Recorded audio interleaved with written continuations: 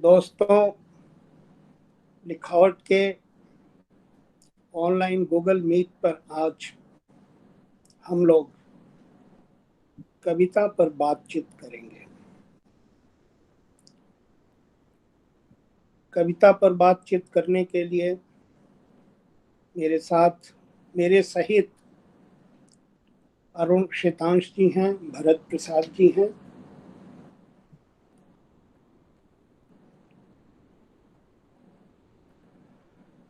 अरुण जी का मैं स्वागत करता हूं और मैं उनके बारे में एक संक्षिप्त परिचय देना चाहता हूं आप लोगों की जानकारी के लिए। अरुण जी की पढ़ाई लिखाई भूगोल और हिंदी विषयों में है। आपने पीएचडी किया है। आपकी कविता की 3 किताबें अब तक प्रकाशित हैं। पहला संग्रह एक ऐसी दुनिया की तलाश में, दूसरा कविता संग्रह है हर मिनट एक घटना है, और तीसरा है पत्थरबाज। आलोचना की किताब है शब्द साक्षी हैं। पंचदीप उनके संपादन में छपी हुई पुस्तक है। युवा कविता का जनतंत्र, बादल का वस्त्र, जो कि केदारनाथ अग्रवाल पर केंद्रित है। सम्मानों में शिव पूजन सहाय सम्मान, युवा शिखर साहित्य सम्मान इत्यादि। देशज नाम की साहित्यिक पत्रकारिता के संपादक हैं और बिहार के आरा में एक शिक्षण संस्थान में प्राध्यापन करते हैं। तो मैं इन शब्दों के साथ अरुण शेतांश जी को आमंत्रित करता हूं। अरुण जी। नमस्ते। नमस्कार। और लिखावट के संयोजक आदरणीय मिथिलेश श्रीवास्तव जी, ये जानकर बहुत अच्छा लग रहा है कि आज हम समकालीन कविता को लेकर अपनी एक दृष्टि या यूं कहें कि अपना एक विचार प्रकट करेंगे। और हमारे साथ भरत प्रसाद जी भी हैं। तो सबसे पहले थोड़ा सा परिचय मिथिलेश श्रीवास्तव एवं भरत प्रसाद जी का देना चाहता हूँ। सबसे पहले मिथिलेश श्रीवास्तव जी का ही।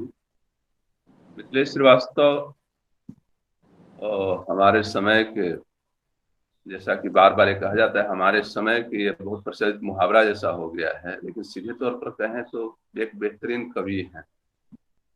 25 जनवरी 1958 को गोपालगंज जिला में हरपुर हरपुर तेघराही गांव में इनका जन्म हुआ है और वर्तमान में दिल्ली में है।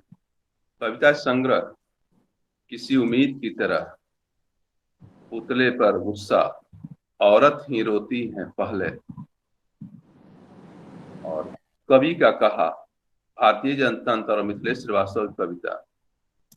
साहित्यिक और सांस्कृतिक मुद्दों पर निरंतर लेखन, सामाजिक राजनीतिक मुद्दों पर स्तंभ लेखन, रंगमंच और समकालीन कला पर लेखन, केंद्रीय साहित्य अकादमी दिल्ली, हिंदी अकादमी, हरियाणा साहित्य अकादमी सरीखे देश भर की अकादमियां और अनेक संस्थानों में कविता पाठ, विदेशों में कविता पाठ, साहित्यिक और सांस्कृतिक संस्था लिखावट के संयोजक और उसका मॉडरेटर भी हैं। तो ये मिथिलेश श्रीवास्तव जी का एक संक्षिप्त परिचय है। और परिचय तो यूं तो एक सुविधा के लिए लिखा गया है या कहा गया है, लेकिन सीधे तौर पर हम कहें तो उनकी कविता ही परिचय देती है। और भरत प्रसाद जी के बारे में सब लोग जानते हैं, उनको परिचय की जरूरत नहीं है, इसलिए मैं विशेष परिचय नहीं दूंगा लंबा चौड़ा। उनका मेरे पास परिचय है, लेकिन 5 पेज में परिचय है, और मैं सीधे तौर पर इतना ही मैं पढ़ना चाहता हूँ, कहना चाहता हूँ। एक पेड़ की आत्मकथा या 21वीं सदी वाली जो किताब है, और इन्होंने आलोचना में एक बेहतरीन काम किया है भरत प्रसाद जी ने। और लगातार विमर्शों को लेकर के, वो स्त्री विमर्श हो, सामाजिक विमर्श हो, सांस्कृतिक विमर्श हो, और तमाम जितने भी विमर्श हमारे दलित विमर्श का भी ध्यान में आ रहा है, ये तमाम विमर्श को लेकर के चर्चा करते हैं। इन्हें पुरस्कार भी मिले हैं, तो उन तमाम चीजों को नजरअंदाज करते हुए बहुत परिचय देना एक छोटा सा लग जाता है कभी कभी सा, कि अगर हम परिचय देते हैं तो उसे बौने की तरह दिखाई देते हैं और उससे काम बहुत बड़ा हो जाता है। तो ये मुझे नहीं लगता है मिथिलेश सर कि एक परिचय दे करके और वो करना एक सुविधा के लिए पाठकों के लिए दिया जाता है, कि हाँ ये पाठक की जिम्मेवारी है कि उसके बारे में, लेखक के बारे में जाने कि वो कौन है। अगर एरिक हॉब्सन के बारे में अगर हमको जानना है तो पाठक उसके पास जाना चाहिए। पाठक पहले भी जो पढ़े लिखे पाठक थे वो भी वे ही साहित्य पढ़ते थे, और मेरा मानना है कि आज भी वही पढ़ रहे हैं जिनको उसमें रुचि है और पढ़े लिखे हैं। क्योंकि थोड़ी सी सुविधा ये जरूर रही पहले लय को लेकर, दुकान को लेकर के, कि भारतीय स्वतंत्रता आंदोलन के बाद जो तुकबंदी वाली जो रचनाएं आई लोगों को कंठस्थ होती थी, आज वो कंठस्थ नहीं होती। लेकिन आज भी बहुतेरे कवि हैं जिनको अपनी कविताएं याद हैं, मुझे याद नहीं रहती हैं, मैं ईमानदारी पूर्वक कहता हूँ, मैं पढ़कर ही बात करता हूँ। 1-2 कविताएं याद हैं, मैं सुना देता हूँ। लेकिन समकालीन कविता में जिस तरह से हम बात करें, अगर छायावाद को लेकर के, शुरू से लेकर के नहीं, जो 5 भागों में बांटा गया हिंदी साहित्य को, तो एकेडमिक बात हो जाएगी, हम फॉर्मल बात कर रहे हैं। तो उसके बाद जो 8वें दशक के बाद 9वें दशक और अभी जो दशकों में बांटा गया है सुविधा के लिए, बोलने के लिए, तो एक साथ कई पीढ़ियां काम कर रही हैं। अभी आप देखिए, एक छोटा सा उदाहरण दो कि बनारस की एक सुमन सिंह है, उन्होंने प्रेम कविताएं कलेक्ट की हैं, संग्रहित की हैं, एकत्रित की हैं, और उसमें एक संग्रह में तब कम से कम 75 कवि, और उसका 4 खंड है, तो 75, 75, 150 और 150, 300। अब उसमें नरेश सक्सेना से अशोक वाजपेयी, और इधर राजेश जोशी, और फिर और थोड़ा सा पहले उसमें विनोद कुमार शुक्ल को नहीं शामिल किया गया है, या नहीं दिए होंगे रचना के अनुसार, लेकिन उनके पीढ़ी के से लेके आज तक के जो सदी के अंत के जो कवि हैं वो भी उसमें सम्मिलित हैं। तो 300 कवि उसमें, मैं जान रहा हूँ उसमें वे भी हैं जो कहानियां भी लिखते हैं और गद्य भी लिखते हैं। तो 300 ही नहीं, 200 और जोड़िए, ये तो कविता के क्षेत्र की मैं बात कर रहा हूँ, और 200 लगभग और कुल मिलाकर जो छुटभइये टाइप पर लेखक हैं जो समकालीनता की होड़ में शामिल होना चाहते हैं या हो रहे हैं, जो भले ही वो बुरा ही साहित्य लिख रहे हों या अधकचरा साहित्य लिख रहे हों, जो मुकम्मल साहित्य जो होती थी, जो सपने की बात होती थी, वो नहीं हो रही है। तो हम वैसे साहित्य के बारे में कम सोच करके भीड़ तंत्र में, साहित्य के भीड़ तंत्र में हम सम्मिलित हो जाना चाहते हैं। वैसे लोग को सीधे तौर पर नकार की जरूरत पड़ती है हमारे अनुसार से। लेकिन अब आप कहे कि आप कौन होते हैं नकारने वाले, उसको पाठक करेगी, जनता करेगी, बात सही है। लेकिन आप देखिए कि सेंट्रलाइज हो जा रहा है कि जो जहां पर है वहीं पर एक गुटबंदी बना करके रह रहा है, जो जहां है उसका एक दायरा है, उसका एक समाजशास्त्र है। अब एक भगवत रावत हमारे समय के बहुत बड़े कवि रहे, नहीं है अभी, लेकिन उनकी रचनाएं हैं। भगवत रावत का कोई परिचय देने की जरूरत नहीं है, लेकिन उनकी रचनाएं बोलती हैं। उनकी एक रचना में तद्भव का अंक पढ़ रहा था, उसमें सुशील सिद्धार्थ ने उन पर एक लंबा लेख लिखा था, एक दीर्घकाय खालीपन को चुनौती देते हुए। उसमें एक वाक्य है, सपनों की बात मत करो, वे तो न जाने कब से बेचे जा चुके हैं। अब जो सपने जो बेचे जा चुके हैं, बिना सपने के बिना काम नहीं चलेगा, उड़ान नहीं होगा और कल्पना नहीं हो सकती है। आप ये कैसे कल्पना कर सकते हैं कि साहित्य से दुनिया सुंदर हो सकती है, जबकि साहित्य से ही अच्छे विचार आते हैं, सब कुछ आते हैं। सपने को मारने में कौन ऐसा तत्व है, कौन सी ऐसी ताकत है जो इसको बेच रहा है, और वह कौन सा ऐसा बाजार है और कौन सी ऐसी शक्तियां हैं जो हमारे घरों में आकर बैठ कर, क्योंकि मुझे ही नहीं बोलना है, इस पर लंबी बातचीत हो जाएगी। तो सुविधा के लिए दो वरिष्ठ साहित्यकार हमारे बीच आप सबों के सामने मौजूद हैं। भरत प्रसाद जी पूर्वोत्तर विश्वविद्यालय में काम करते हैं, बेहतर कवि हैं, आलोचक हैं, कथाकार हैं। मैं उनसे जानना चाहता हूँ कि वर्तमान स्थिति जो है साहित्य की, उसके बारे में आप क्या सोचते हैं। यहाँ से शुरुआत करें, भरत प्रसाद जी।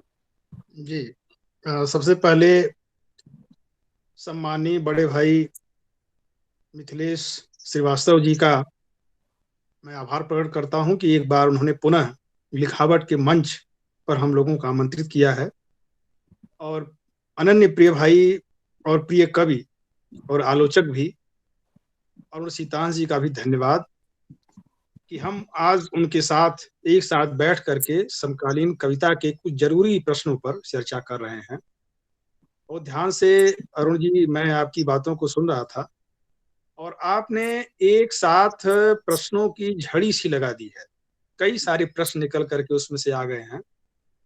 हम लोग इन सारे मुद्दों पर विचार विमर्श करें, चर्चा करें और कोई नई चीज निकल कर आ सके, इसका भी एक प्रयास होना चाहिए।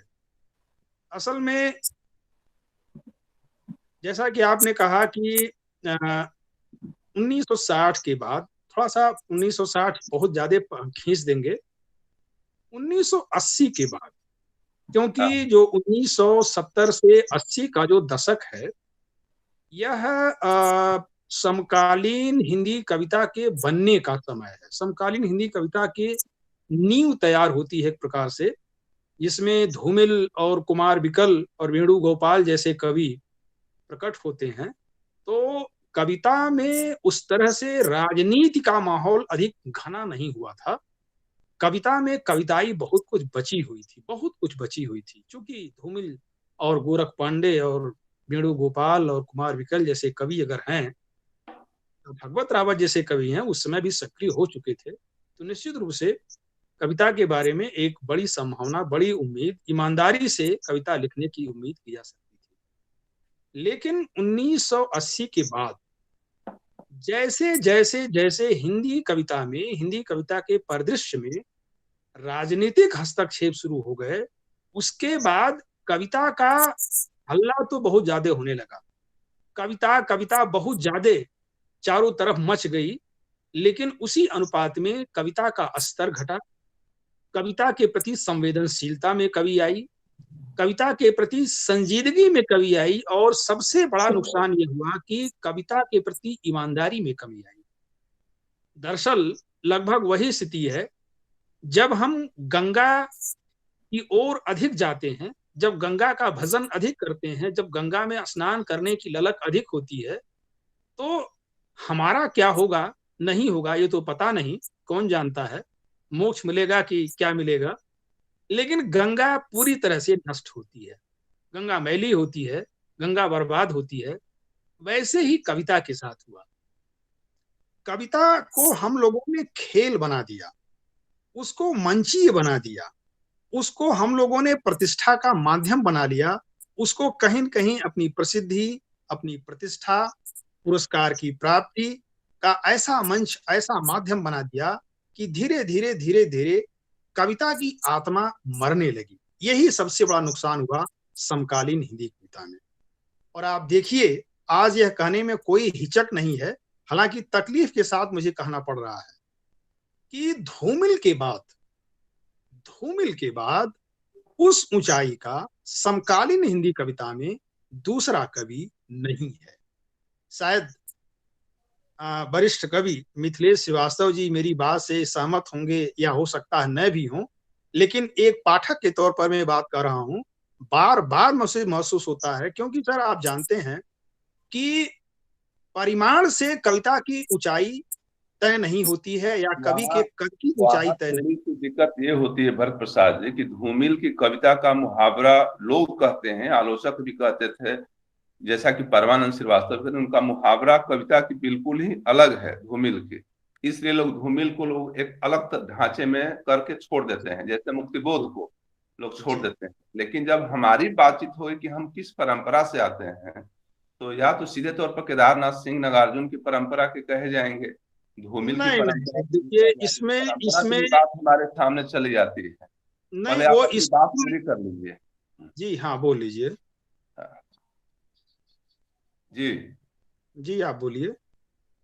हाँ हाँ, नहीं आप बात पूरी कर लीजिए। वो धूमिल के बारे में बता रहा था मैं कि धूमिल की कविताओं को लेकर एक मुहावरापन की बात की जाती है कि उनकी एक कविता की अलग मुहावरा है, तो वो मुहावरा सब कोई नहीं गढ़ सकता है। तो वो तो श्रेष्ठ कवि हैं ही अपने आप में एक हैं, लेकिन उनकी पीढ़ी को लेकर आगे बढ़ने का या उस परंपरा को लेकर आगे बढ़ने का वो वहीं पे जैसे स्थगित कर दिया जाता है, ये बात मैं कहना चाहता था। जैसा कि आपने कहा कि धूमिल जैसा उसके बाद कोई कवि हमको अच्छा या बेहतर जान नहीं पड़ता है, इसलिए मैंने बात कही। आपकी बात पूरी हो गई तो मैं कुछ कहूं?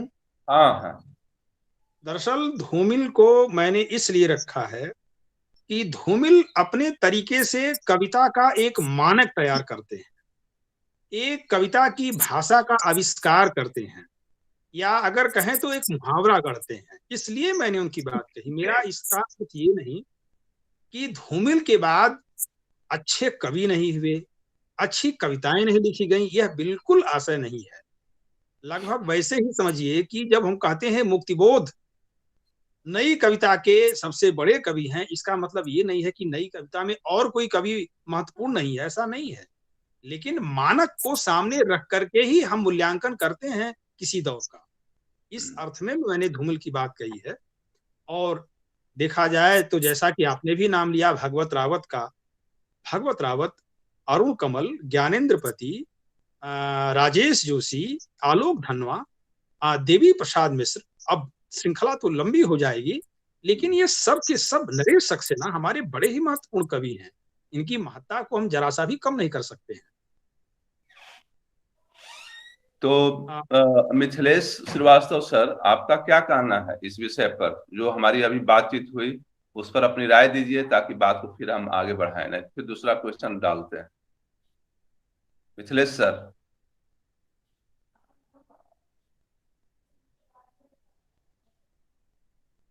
मिथिलेश सर, माइक म्यूट है आपका, आवाज नहीं आ रही। Yes mute. मैं थोड़ा हट के अपनी बात कहूंगा। जी। एक तो मेरे अंदर जब कविता की बात आती है, जब मैं सोचता हूं, तो मेरे मन में एक बात बहुत प्रमुखता से आती है कि मेरी परंपरा कहाँ से शुरू होती है।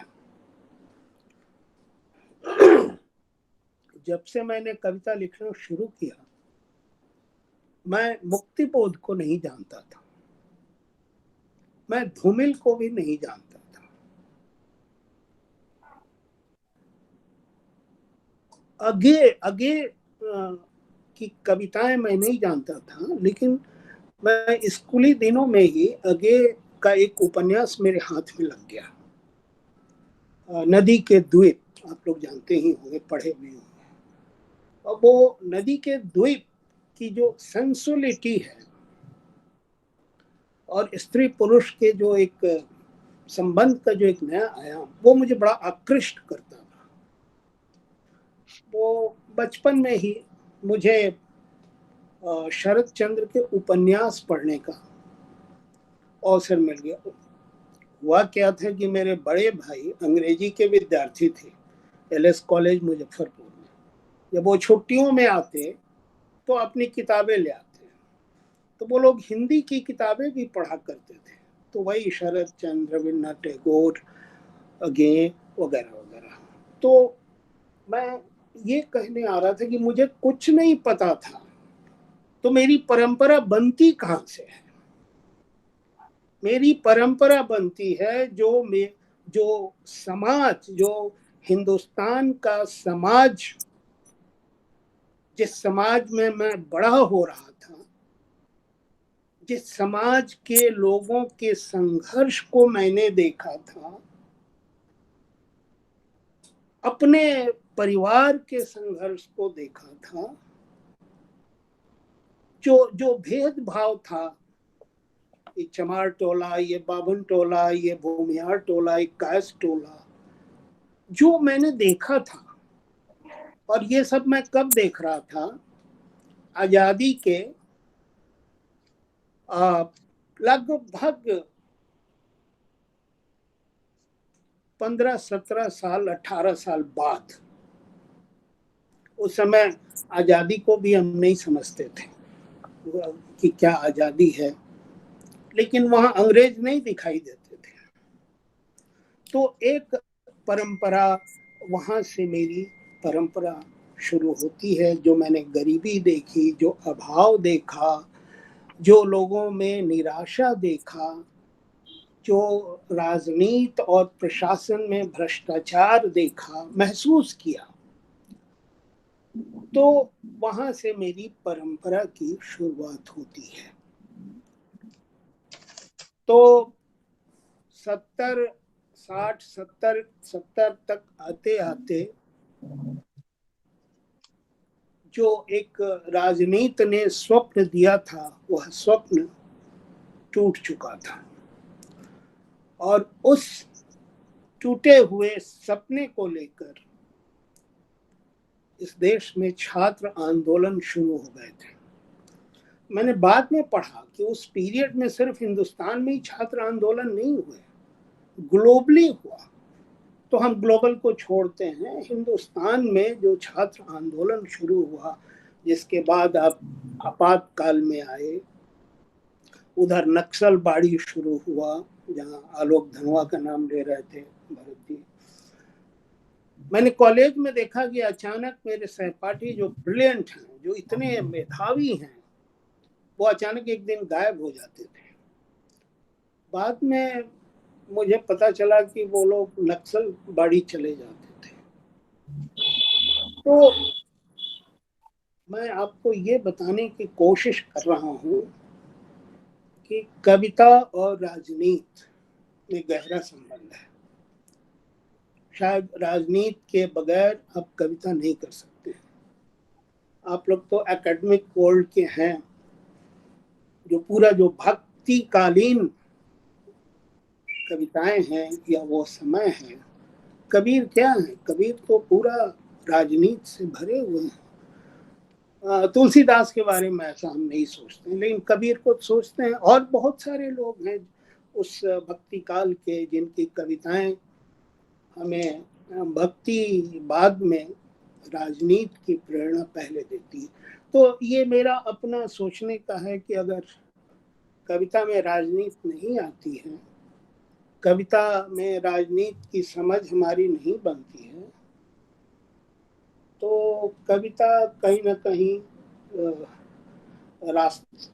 रास्ता उसका बाधित होगा। लेकिन राजनीति ने कविता में कुछ गड़बड़ियां भी पैदा की हैं। कविता, राजनीति, पुरस्कार, प्रलोभन, इन सब चीजों ने जिसके तरफ भरत जी इशारा कर रहे थे, एक एलिट और नॉन एलिट, दो क्लासेस में कविता को बांट दिया है। तो इस चीज के खिलाफ भी हमें बोलना है, क्योंकि हम जो भी नाम अभी तक ले रहे हैं, वो लोग हैं जो कविता के एलिट हो चुके थे, और उन्हीं का नाम हम लेते रहेंगे। भगवत रावत लेसर एलिट है। एक तो ये बात हुई, इसको हम लोग आगे बढ़ाएंगे। मैं उनको, भगवत रावत को ये नहीं कहा कि वो कम कवि हैं, लेसर एलिट है। जो लेसर एलिट है, उनके यहाँ पावरफुल कविताएं हैं। बहुत अच्छी बात है, बहुत अच्छी बात है। दूसरी बात मैं अरुण जी के की बात करना चाह रहा था। अरुण जी ने शुरुआत की थी, अरुण जी ने शुरुआत किया था तुकबंदी के बारे में कि कविताएं याद नहीं रहती। आजादी के आंदोलन के बाद वाली बात की थी। हाँ हाँ, आजादी के बाद हम लोगों ने तो छंद को छोड़ दिया। हाँ, छंद को छोड़ दिया है और मैं छंद की पैरवी नहीं करता। लेकिन एक बात मैं कहना चाहूंगा अरुण जी कि हमें हमारी कविताएं याद नहीं रहती हैं, बिल्कुल, क्योंकि हम कबीर का जीवन नहीं जीते हैं। 24 घंटे में अगर हम 24 घंटे कविता में डूबे रहें तो जो हमारी आपकी गद्य कविता है वो दिमाग से जरा भी नहीं उतर सकती। तो हम तो डूबे रहते नहीं हैं।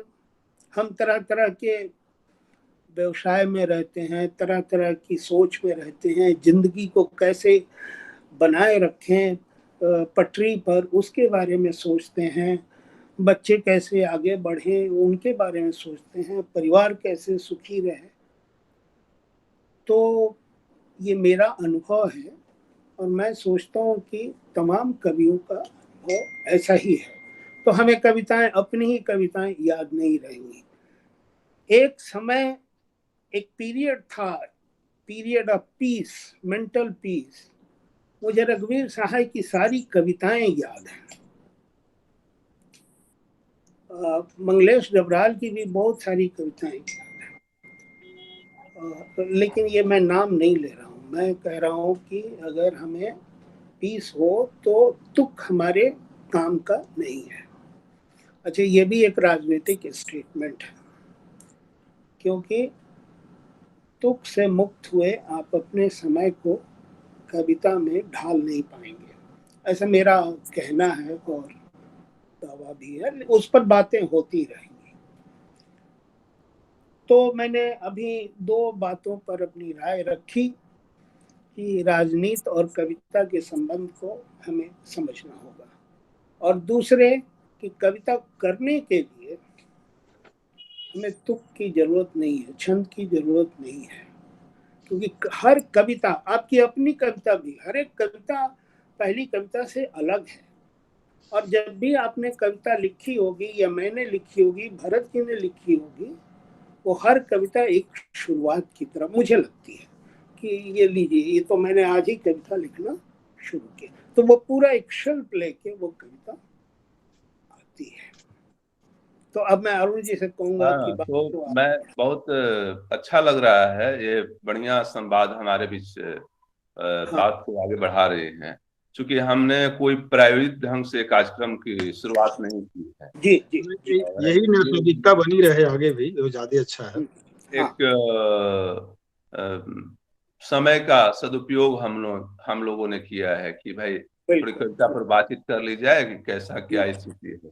कोई प्राइवेट, कोई किसी तरह की बातचीत नहीं, फॉर्मल। बिल्कुल बिल्कुल। सर की बात में कबीर की बात बार बार आ रही थी, और मेरा मानना है कि कबीर से बड़ा आज भी कोई कवि नहीं है। और कबीर जितने भी पुराने होते जाएंगे, जितने ही पुराने होते जाएंगे, उतने ही बड़े होते जाएंगे, मेरी आत्मा कहती है, मेरा दिल कहता है। लेकिन तब बात यह है कि क्या आज की कविताएं लिखी जा रही हैं, या लिखी जाए तो क्या कबीर की तरह लिखी जाए। ये भी मैं नहीं कहना चाहता हूँ, क्योंकि वो भक्ति कालीन का एक दौर रहा है। उस समय की जो सामाजिक व्यवस्थाएं, रीतियां, कुरीतियां और तमाम तरह की जो चीजें रही हैं, जो तू चंदन हम पानी, रैदास जी ने वो लिखा, तुलसीदास जी ने लिखा, कबीर और रहीम, तमाम मीरा, मतलब जितने लोग, वो लोग भक्ति कालीन के जो कवि हुए, वो बेहतरीन कवि हुए। और ये हमारे धरोहर है, हम उसको सीधे तौर पर सीख सकते हैं, उनसे हम कुछ प्राप्त कर सकते हैं। कबीर कहते हैं, मोको कहाँ ढूंढे बंदे, मैं तो तेरे पास में, नामे देवल नामे मस्जिद, ना कावे कैलाश में। बहुत अच्छा। ये बहुत बड़ी बात कहते हैं, इसके बावजूद वो खुद आगे चल के खंडन मंडन भी करते हैं इन चीजों को। जी कि जी। कहते हैं कि तेरा मेरा मनुआ कैसे एक होई रे, तेरा मन और मेरा मन एक कैसे हो सकता है।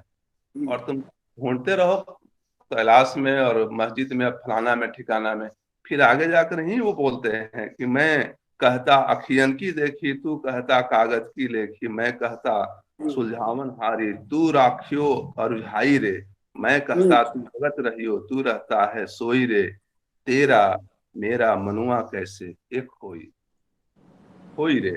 तो एक बड़ी बात, कबीर जो हैं वो एक बड़े कवि हैं, बड़े कैनवास, मतलब वर्ल्ड के बेहतरीन कवि अगर कोई है, अंग्रेजी साहित्य, फिलिस्तीनी या जो भी जिन भाषाओं के कवियों में कहिए, इससे बेहतर कवि कोई नहीं है। कबीर जैसा ये कबीर भारत देश ने एक कबीर दिया है, ये कहा जा सकता है। आज हम चाहते हैं कि वर्तमान 21वीं सदी में कोई कबीर जैसा कवि हो। ये हमारी सुंदरता और ये हमारी कल्पना है। भगवत रावत बोलते हैं ना, सपनों को कोई पेश दे रहा है। ऐसे में वो सीधे मार्केट की तरफ ध्यान जाता है। और हमारी व्यवस्था, आपने मिथिलेश सर ने बहुत अच्छी बातें की कि हम बाल बच्चों की और व्यवस्था की इन सब चीजों में देख रेख में लगे हुए रहते हैं, कविताएं याद नहीं रहती सब।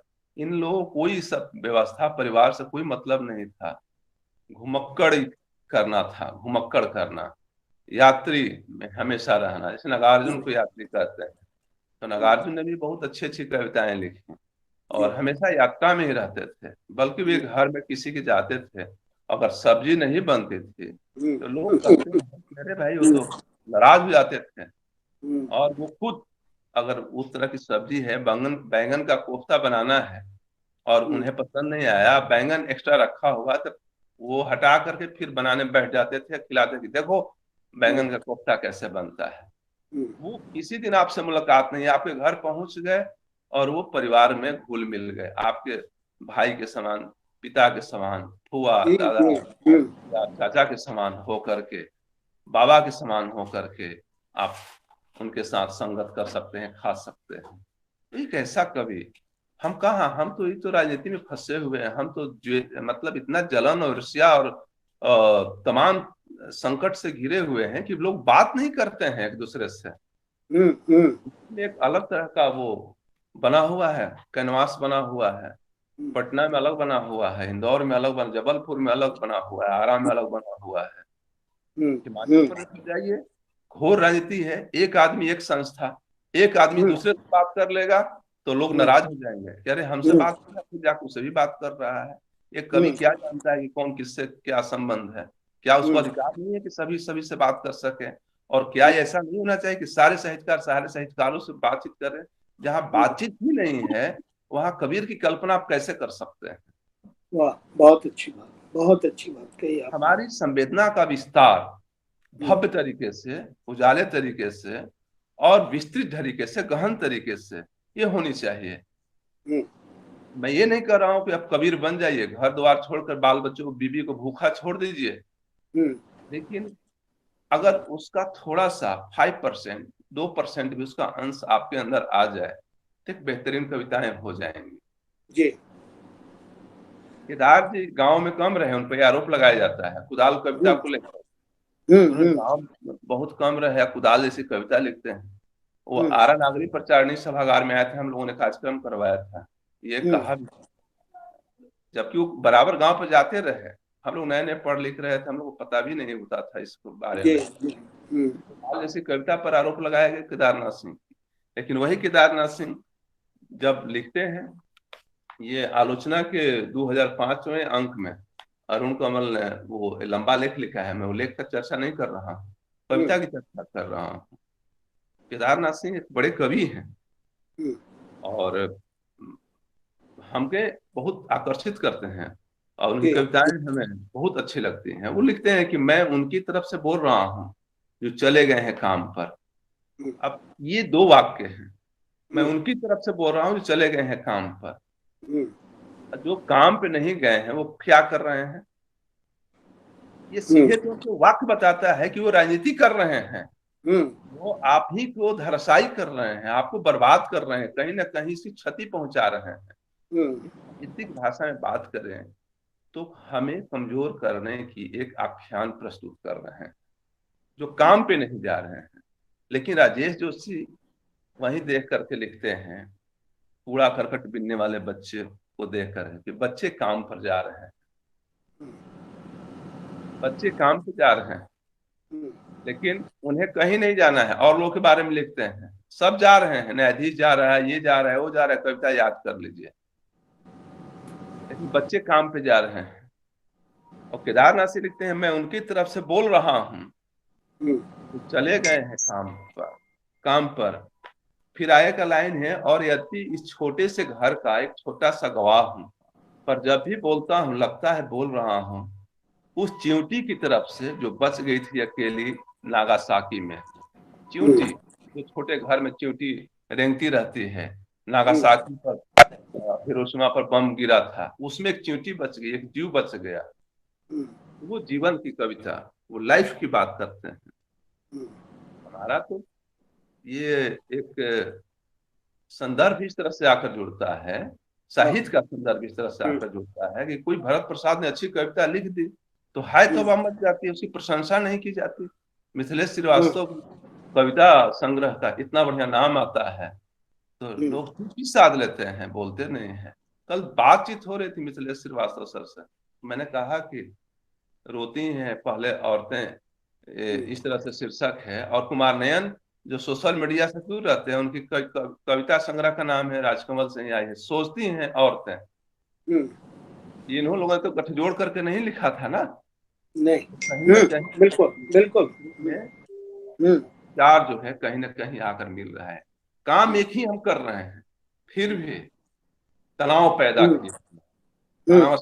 ऐसा क्यों हो रहा है भरत प्रसाद जी?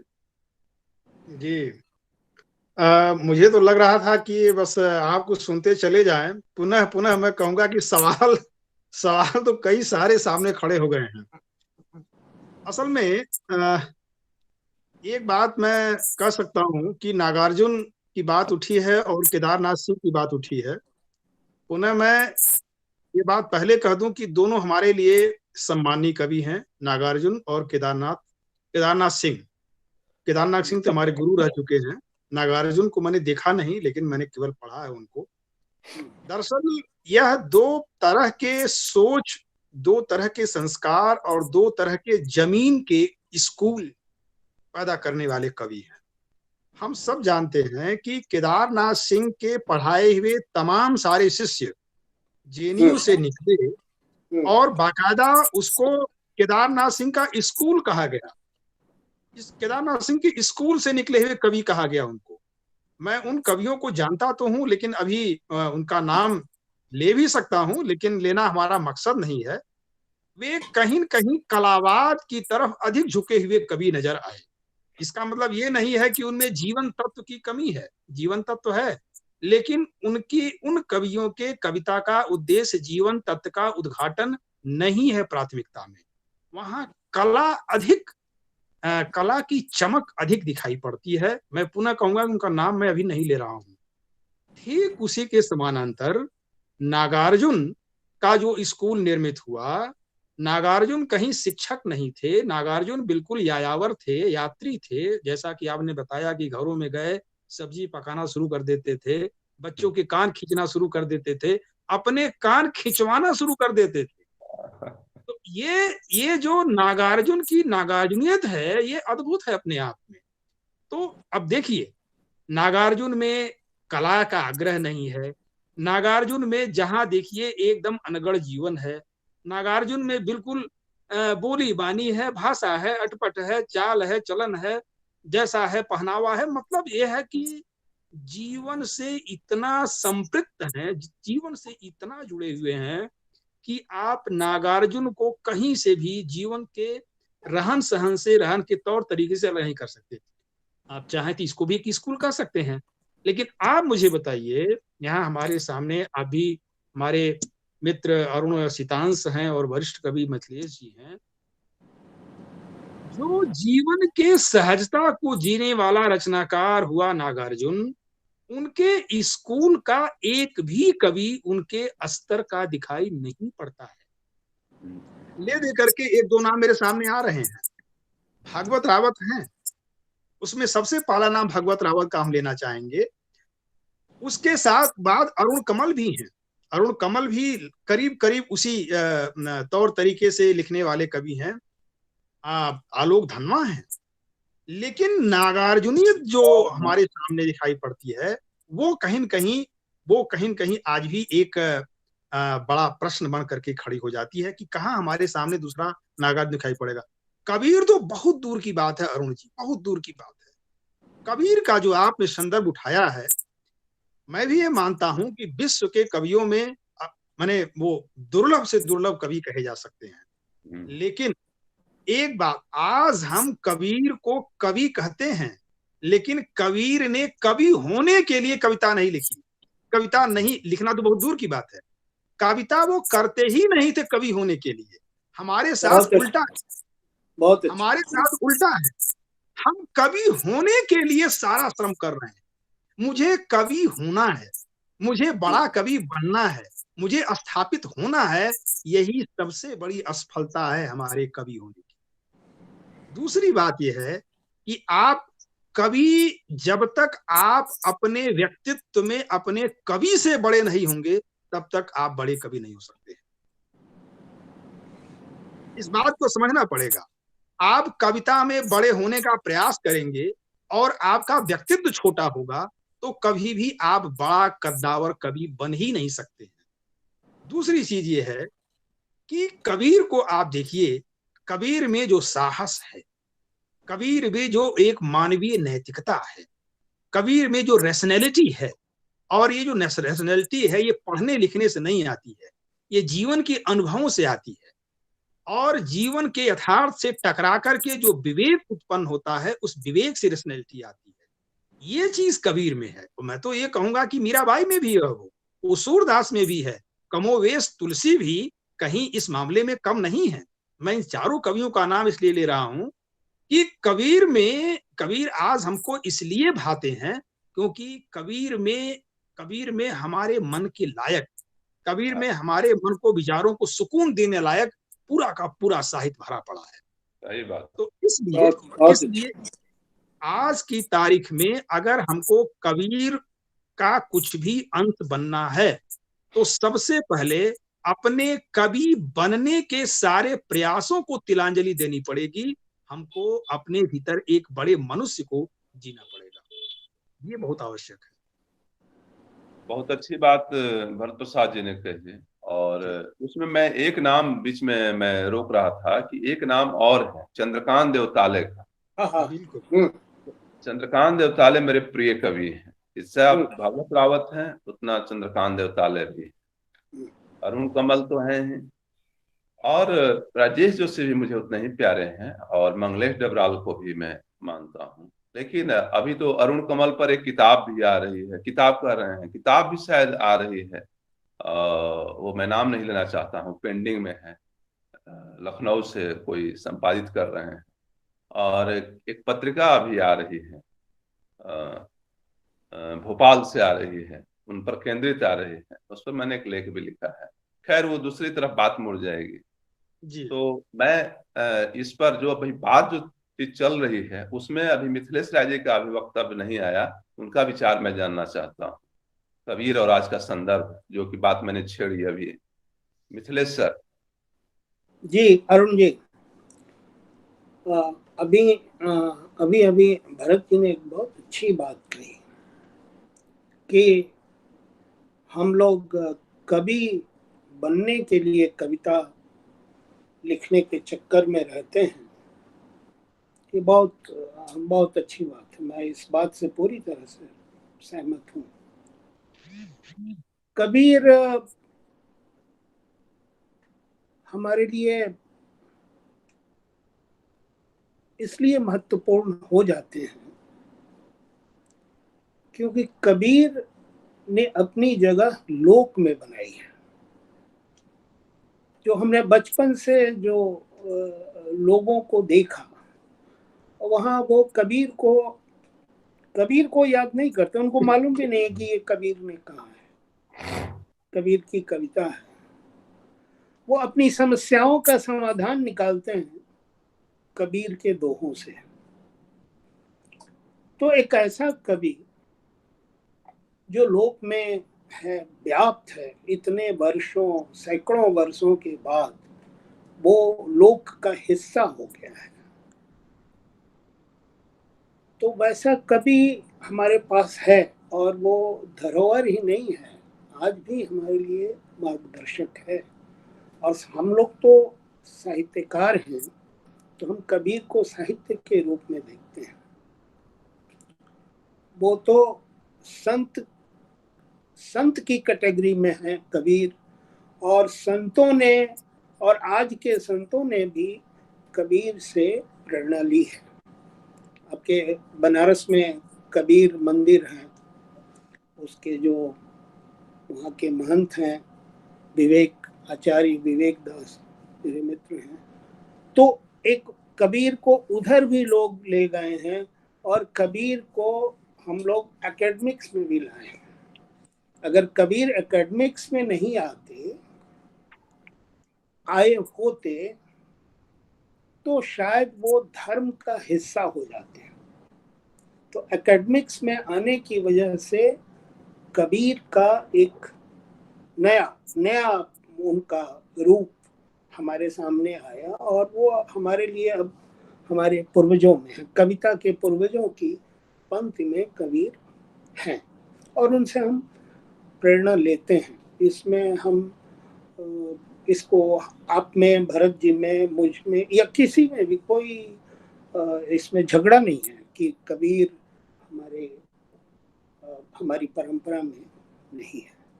कबीर को बिना पढ़े ही हम हमारी परंपरा में है, इस बात को हम लोग समझते आ रहे हैं। लोक से, लोगों से, लोक संस्कृति में कबीर का होना, तो उस तरह से गांधी जी भी लोक संस्कृति में है।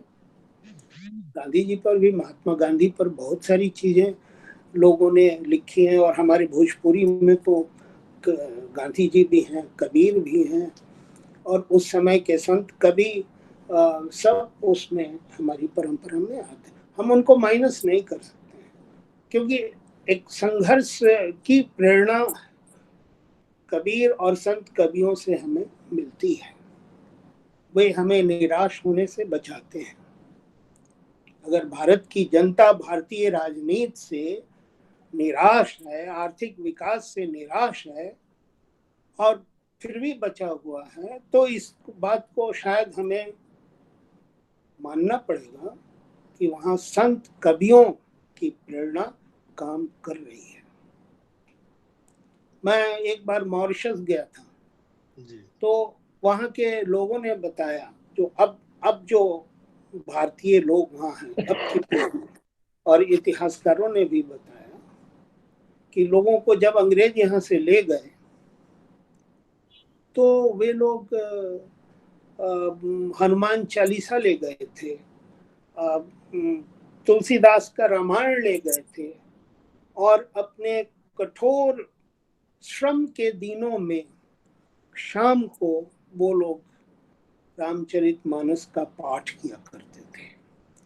और उन्हीं पाठों ने, यानी कि तुलसीदास ने, उनको बचा के रखा।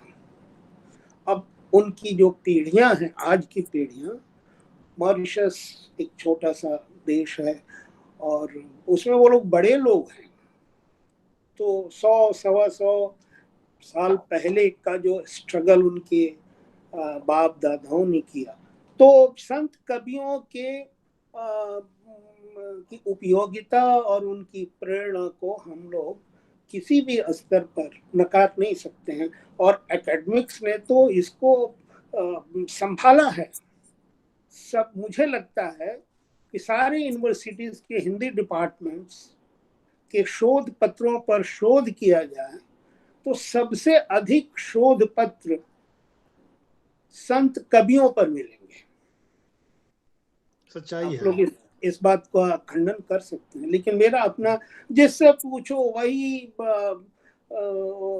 उस पीरियड में चला जा रहा है। भक्तकालीन कवियों के बारे में, भक्तिकालीन, इतनी सारी किताबें हैं, इतने सारे शोधार्थी हैं, तो हमने उस परंपरा को समझा है। और सबसे बड़ी बात है कि जनता के बाद एकेडमिक्स का स्थान आता है, क्योंकि वहाँ सबसे ज़्यादा लोग होते हैं जो वहाँ से निकलते हैं और फिर वो दुनिया में चीज़ों का प्रचार करते हैं। पढ़ते पढ़ाते हैं तो ये प्रचार ही हुआ ना। एक संस्कार लेके वहाँ से निकलते हैं और संस्कार को बांटते हैं। तो लोक और एकेडमिक्स, इन दोनों जगहों पर कबीर और अन्य, मैं सिर्फ कबीर की बात नहीं कर रहा हूँ, कबीर हमारे लिए इम्पोर्टेंट इसलिए हो जाता है कि हमने कबीर के बारे में हमें पढ़ने की, जानने की, समझने की प्रेरणा दी गई। जैसे जब हम बड़े हुए, होश संभाले, तो हमें मुक्ति बोध के बारे में बताया गया। अगर नहीं बताया गया होता तो हम मुक्ति बोध को नहीं जानते, नहीं समझते, नहीं पढ़ते। लेकिन मुक्ति बोध को भी हमें एक जटिल कवि के रूप में इंट्रोड्यूस किया गया। अब उस जटिलता की वजह से बहुत सालों तक मैं मुक्ति बोध से डरता रहा। तो हमें किसी कवि को इतना जटिल भी नहीं बनाना चाहिए कि उससे लोग भागने लगे। एक तो बात ये कबीर और संत कवियों के बारे में कही। एक बात मैं और जोड़ के फिर मैं अरुण जी के पास आऊंगा कि एक मैंने अगे की कविता पढ़ी, एक कविता याद आ रही, एकदम से कविता नहीं याद आ रही। वो कविता है कि नैनीताल झील, नैनीताल में एक झील है, बहुत प्रसिद्ध है, वहाँ पर्यटक जाते हैं। तो नैनीताल के झील के पानी में जो एक पेड़ की पत्तियां दिखाई दे रही हैं पानी में, और वो पत्तियां हिल रही हैं, तो अगेन उन पानी में जो परछाई दिख रही है पत्तियों की, उस पर कविता लिख रहे हैं कि देखिए कितना सुंदर है। एक कविता रघुवीर सहाय की अभी मेरे सामने आ रही है। रघुवीर सहाय कविता लिखते हैं जिसमें बच्चों का जिक्र आता है। तो बच्चों का जिक्र करते हुए वो पूरी कविता पूरी करते हैं। अंत में कहते हैं कि ये बच्चे नहीं हैं, ये कल्पना नहीं है, ये यथार्थ है, ये मेरे बच्चे हैं। उसमें एक लाइन है उस कविता में। तो आगे से लेके और रघुवीर सहाय तक इस यथार्थ और अयथार्थ और मुक्ति बोध तक चले जाएं तो अति यथार्थ, तो इस तरह से भी कविता का एक बंटवारा शायद आप लोग करते होंगे, मैं तो करता हूँ। अब मुझे अगर पत्तियों पेड़ की पत्तियों का सौंदर्य देखना है तो मैं पेड़ को ही देख लूंगा ना। मैं पानी में क्यों देखूंगा उनकी जो छवि बन रही है, जो तस्वीर बन रही है उनकी पानी में, उसमें क्यों जाऊंगा? मैं तो पेड़ को ही देखना चाहूंगा। तो मैं उस चीज को पसंद करूंगा कि मैं पेड़ देख लूं। हम देखते भी नहीं हैं। मैं आपको एक सही बात बता रहा हूँ कि अमेरिका में तो वहाँ के पेड़ मुझे बड़े सुंदर लगते थे। उनकी अजीब अजीब बनावट, और एक ही पेड़ किस तरह से वो उसकी शाखें हैं, पत्तियां हैं, इतने सुंदर लगते हैं। उसके बाद आके मैं अब यहाँ दिल्ली में पेड़ों को देखता हूँ, देखा कि मैंने उस तरह से पेड़ों को देखा ही नहीं। अब मुझे यहाँ के अगल बगल के पेड़ इतने सुंदर लगते हैं, तो आपको देखने की दृष्टि कब और कैसे और कहाँ से मिल जाएगी, ये बात भी एक होती है। तो मैं अरुण जी से निवेदन करूंगा कि बात को आगे बढ़ाएं। अरुण जी,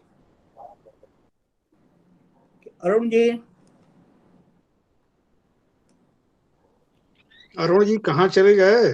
अरुण जी आ गए, हाँ आइए हाँ, आ गए बात आ गए। तो जी। पानी लेने ऐसा चला गया। ऐसा नहीं लग रहा है कि हम लोग ये बातचीत इतना निर्विघ्न रूप से कर रहे हाँ, हैं।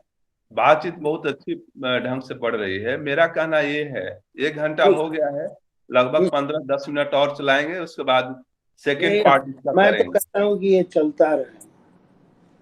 यस तो सर। मैं तो कहता हूँ कि बातचीत चलती रहे। हाँ लेकिन भरत जी ने शुरू में मुझसे कहा था कि इसके 3-4 खंड हों। बेहतर सर वही होगा। हाँ तो ठीक है, जितनी देर आप अभी चलाना चाहें चलाएं, लेकिन हम लोग इसको फिर करेंगे। और अगर जी आप लोग फुर्सत में होंगे तो एक हम और लोग क्वेश्चन लेते हैं, सप्ताह उसके में बाद कर खत्म। सकते हैं।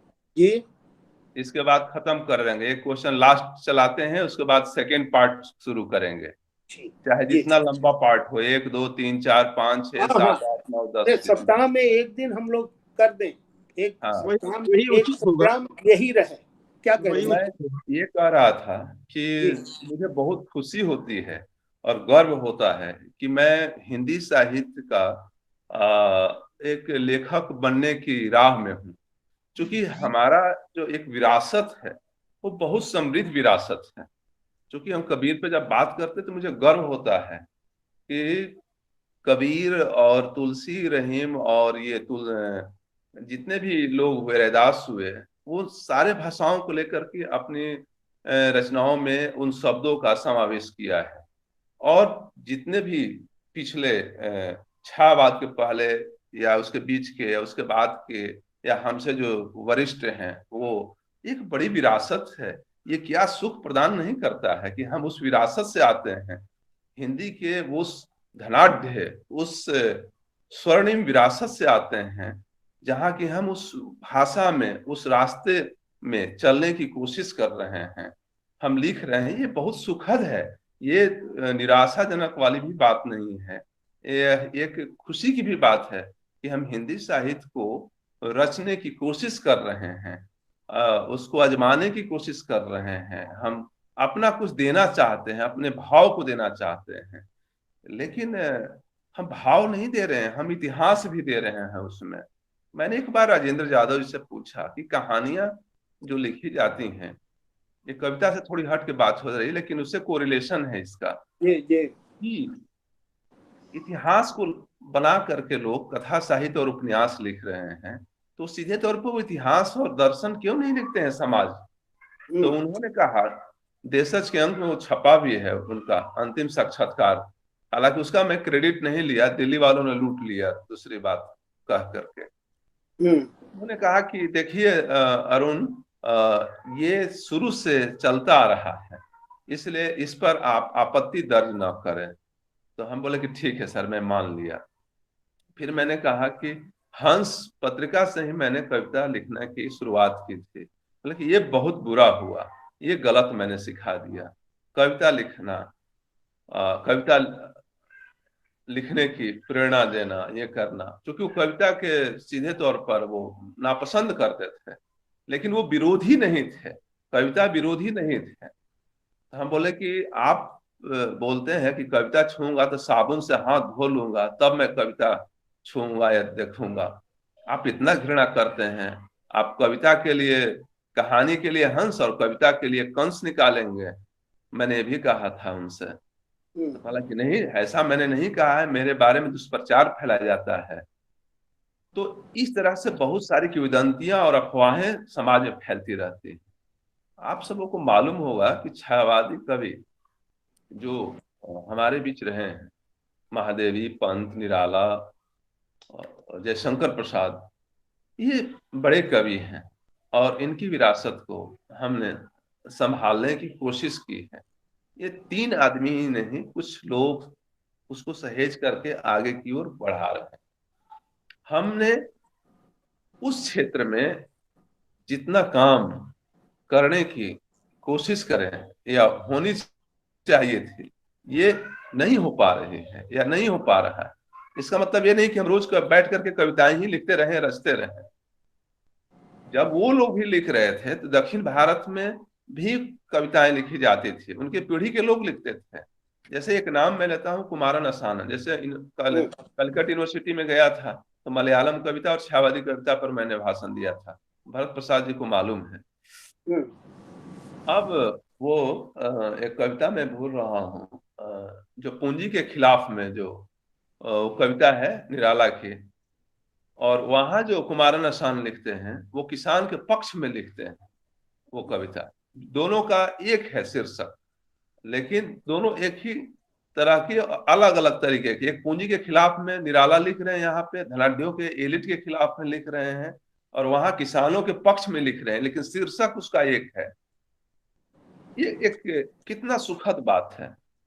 दूसरी बात आपकी बात से, मिथिलेश सर की बात से आई कि भक्तिकालीन कवियों पर शोध बहुत सारे हुए एकेडमिक में, आज अभी के जो हैं वो कम हो रहे हैं। ये बात सही है बिल्कुल, लेकिन आपको सर जानकर खुशी होगी कि इसी देश में, इन्हीं विश्वविद्यालयों में, जो साउथ इंडिया के जो विश्वविद्यालय हैं, यूनिवर्सिटीज हैं, उसमें समकालीन कविता में छायावाद के बाद तमाम एकदम जो हमारी पीढ़ी तक के लोगों का उस पर शोध हो रहे हैं, और ये होना चाहिए। हमारी कविताएं लग रही हैं, जैसे शंकराचार्य विश्वविद्यालय कोटियम में मेरी कविता लगी है पर्यावरण को लेकर के। अब हिंदी के लोग जो प्रोफेसर हैं उन्होंने हिंदियों का तो नाश किया ही है, सारे प्रोफेसरों ने नाश नहीं किया है, लेकिन मैक्सिमम ने हिंदी साहित्य को नाश किया है। वो आज की डेट में इसलिए कोरिलेट करके मुझे कहना पड़ रहा है कि उन्हें हिंदी साहित्य के मतलब कि गरीब की भाषा, सहज की भाषा, कुछ भी लिख दिए वो हिंदी हो गई, ये नहीं चलने वाला है। हिंदी का मतलब साउथ इंडिया में है कि उसमें एक सब्जेक्ट पर्यावरण है, यानी कि आप जलवायु पर, मौसम पर, फलों पर, फूल पर, पेड़ पर आप किस तरह की रचनाएं लिखे हैं, कहानियां लिखे हैं, उसको पर्यावरण से कोरिलेट करके एक विषय बनाया है, सिलेबस बनाया है। तो यानी ये तो ज्योग्राफी का सब्जेक्ट है ना भाई, ये इकोलॉजी का सब्जेक्ट है, इन्वायरमेंट का सब्जेक्ट है, लेकिन उन लोगों ने डाला किसमें? हिंदी लिटरेचर में डाला है। तो जब तक आपको इकोलॉजी का ज्ञान नहीं होगा, जब तक आपको पर्यावरण का, वातावरण का, ग्लोबलाइजेशन का आपको नॉलेज नहीं होगा, तब तक आप हिंदी कैसे पढ़ाइएगा? उस पर्यावरण हिंदी को कैसे पढ़ाइएगा? अगर नॉर्थ इंडिया में कह दिया जाए कि उसका आप पाठ करिए, कोरिलेट करके आख्यान प्रस्तुत कीजिए, व्याख्यान दीजिए, एक भी प्रोफेसर ऐसे नहीं मिलेंगे, एक दो छोड़ करके, कि जो उसकी व्याख्या कर दें। लेकिन साउथ इंडिया में रिसर्च भी हो रहे हैं और शोध हो रहे हैं और पढ़ाई भी हो रही है, और वो भक्ति कालीन में लपटाए हुए नहीं है। अभी हम भक्ति कालीन की तारीफ कर रहे थे, मैंने शुरू में ही कहा कि वो हमारा धरोहर है, विरासत है, ये समृद्धि है, सुख शांति है, ये बहुत गर्व करने की बात है। हमारे सर पर वो लोग हैं, मुझे बहुत अच्छा लगता है और मुझे सुख शांति मिलती है। लेकिन आज जो कविताएं लिखी जा रही हैं, समाज का हमेशा परिवर्तन का नियम है कि परिवर्तित होते रहता है, आगे और भी परिवर्तित होगा, चुनौतियां बढ़ती जाएंगी, आने वाले हमारे नाती पोतों का और चुनौतियां बढ़ जाएंगी। हो सकता है उनको पीने के लिए पानी ना मिले, पानी का तो ऐसी संकट है। आपको जान करके हैरानी होगी कि जवाहरलाल नेहरू को साउथ अफ्रीका में एक इक्लिप्टस का पेड़ होता है, उसको दलदल भूमि में लगाने के लिए मिला हुआ था। आप सबको मालूम है कि मैं ज्योग्राफी का विद्यार्थी हूँ। एक लेख छपा था प्रतियोगिता दर्पण में, उसमें मेरा एक लेख था कोरल रीफ्स पर, प्रवाल भितियां, समुद्र में कीड़े पाए जाते हैं, उस पर पहला लेख छपा था जीवन का। उसी में एक लेख छपा था यूकलिप्टस को लेकर के। उसमें यूकलिप्टस का कि हजारों गैलन पानी उसको सोखता है। वो जवाहरलाल नेहरू को साउथ अफ्रीका में वो गिफ्ट के रूप में मिला था दलदल भूमि में लगाने के लिए। ये सरकारें क्या की, केंद्र सरकार हो चाहे राज्य सरकार हो, उन लोगों ने क्या किया कि समतल भूमियों पर लगा दिया। यहाँ आरा शहर में रमना मैदान है, उसके किनारे किनारे प्लेन एरिया है, उसमें लगा दिया है। लंबे लंबे वृक्ष हो गए हैं, नहर के किनारे लगा दिए। जो दलदल भूमि नहीं है वहां लगा दिया। पानी का संकट है हर जगह, पानी कितना सोख रहा है। उसका यूज क्या है? यूज ये है कि उसकी लकड़ी का बक्सा बना करके उसमें सामान डाल करके और सप्लाई किया जाता है। वो किसी काम का लकड़ी नहीं है। और इतना ही नहीं, पानी तो सूखता ही है। अब आप सबको जानकर हैरानी होगी कि उसका एक अणु जो गैस छोड़ता है, उसका एक अणु ओजोनोस्फेयर के 1000 अणुओं को बर्बाद करता है। अब ओजोनोस्फेयर क्या है? ओजोन मंडल है। वायुमंडल में कई लेयर बटे हुए हैं। जैसे सबसे पहले समताप मंडल जो स्ट्राटोस्फेयर बोलते हैं, उसके बाद ओजोनोस्फेयर है, फिर है आइनोस्फेयर है, फिर एक्सोस्फेयर है। मैं ज्योग्राफी नहीं पढ़ा रहा हूं, मैं समझा रहा हूं कि ओजोनोस्फेयर का क्या इंपॉर्टेंस है, यूकलिप्टस से क्या उसका रिलेशन है और पर्यावरण से क्या है। तो मैं ये बता रहा हूं कि यूकलिप्टस का एक अणु ओजोनोस्फेयर के हजारों अणुओं को बर्बाद कर रहा है।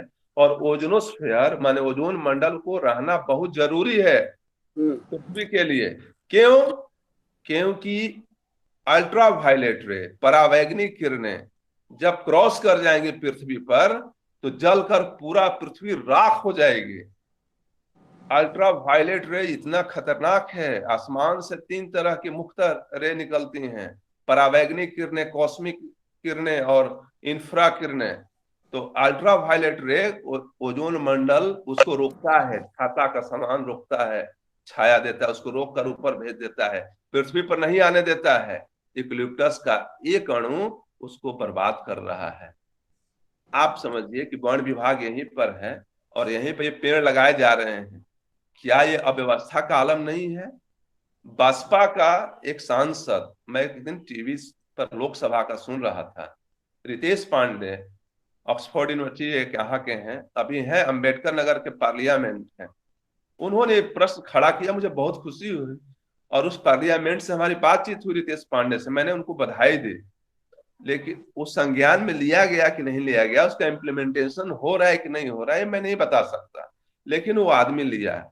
ये मेरे मन में बहुत पहले से क्षोभ है, क्योंकि ये मेरे मन में 1990 से बात चल रही है, 1990 से, ये 2021 है।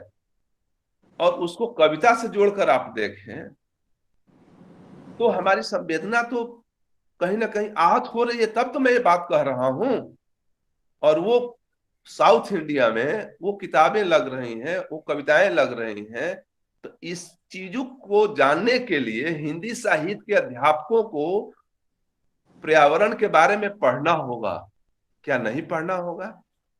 क्या यह उचित नहीं है कि हम अध्ययन करें इन किताबों का, कि सैलरी उठाएं केवल?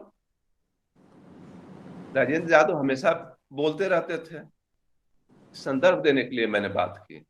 तो ऐसी बात नहीं है। साउथ इंडिया में काम चल रहे हैं, ये नॉर्थ इंडिया में भी काम चलना चाहिए, पूर्वोत्तर भारत में भी काम चल रहा है, पूरे इंडिया में काम चलना चाहिए, शोध होना चाहिए। क्योंकि सबसे कोमल और पवित्र काम है कविता लिखना। और कोमल और पवित्र काम जब हम कर रहे हैं तो उसका परख, उसका अध्ययन, उसकी संवेदनशीलता का ग्रहण करना हमारा काम है, ये समाज का काम है। हमारा व्यक्तिगत काम नहीं। हम जो बात कर रहे हैं यहाँ पर तो समाज के लिए बात कर रहे हैं, सिर्फ अपने लिए बात नहीं कर रहे हैं।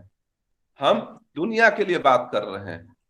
इंडिया अगर काम करेगा तो दुनिया के लिए काम करेगा। अगर हम अपने काम करेंगे, जिले के लिए काम करें, राज्य के लिए काम करेंगे और देश के लिए काम करेंगे, तो इस तरह से हम बात को थोड़ा सा बढ़ा देते हैं, उसके बाद प्रोग्राम को खत्म करेंगे।